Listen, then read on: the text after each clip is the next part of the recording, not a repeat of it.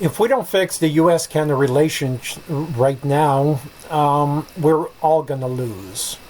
And if we don't find someone who can negotiate with a schoolyard bully, no matter how much I enjoy Trump, he is a schoolyard bully, and he's always been, and that will never change. And if we don't learn to negotiate, and is Carney a good negotiator? I don't think so. I don't think his team are even understand Trump. So how can you negotiate against someone you don't understand? Let's hear this. Canada has just handed Donald Trump the keys to the country, set out on a maple syrup platter. Instead of rebuilding a cooperative and productive relationship with its northern neighbor, Canada chose another path altogether, rhetorically casting itself as America's 51st state and offering itself up in the process. America, for the moment, seems willing to oblige. This is not a small development. It begins with a striking image. Canada's Prime Minister not negotiating as an equal, but appealing directly to Donald Trump, inviting him to take them in. Mine is the first visit of a Canadian Prime Minister to China in nearly a decade. The world has changed much since that last visit. And I believe the progress that we have made in the partnership sets us up well for the new world. I think you forgot U.S.-Canada or China-Canada relationship.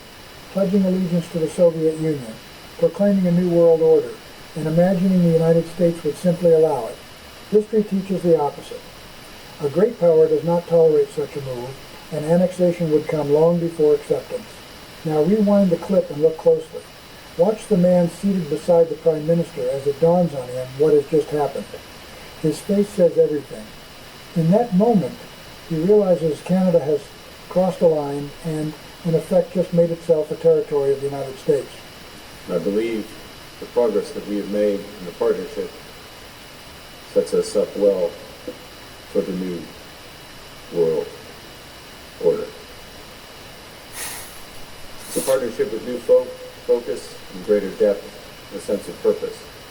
And I look forward to realizing its promise and building on it in the years to come. Partnership that leverages our strengths to create greater stability, security, sustainability, and prosperity for all our peoples. And I look forward to this working session to advance those objectives. Thank you very much. The disbelief on his face was unmistakable. He could not conceal his reaction to the sheer recklessness of what the Prime Minister had just said. When a Canadian leader speaks casually of a new world order, he is not engaging in abstract theory. He is issuing a direct challenge to American national security and to the global influence the United States has spent generations defending. What Canada's Prime Minister signaled, plainly and publicly, was alignment with America's chief adversary for the explicit purpose of weakening U.S. interests. This is not how the United... You don't treat the schoolyard bully that way. He's going to retaliate. And he has. Look at the 100% tariffs. What else is coming down the pipe? You don't play checkers with someone who's playing chess. Trump is a visionary. Trump understands. Trump is not afraid to throw his weight around or his military around. Look at the talks with Greenland. Where is that going to end, right? So get on the right side and understand who you're trying to negotiate with. You don't bully a bully. Not someone that weighs 100 pounds more than you do or 10,000 pounds more than you do. Would love to hear your thoughts. Take care.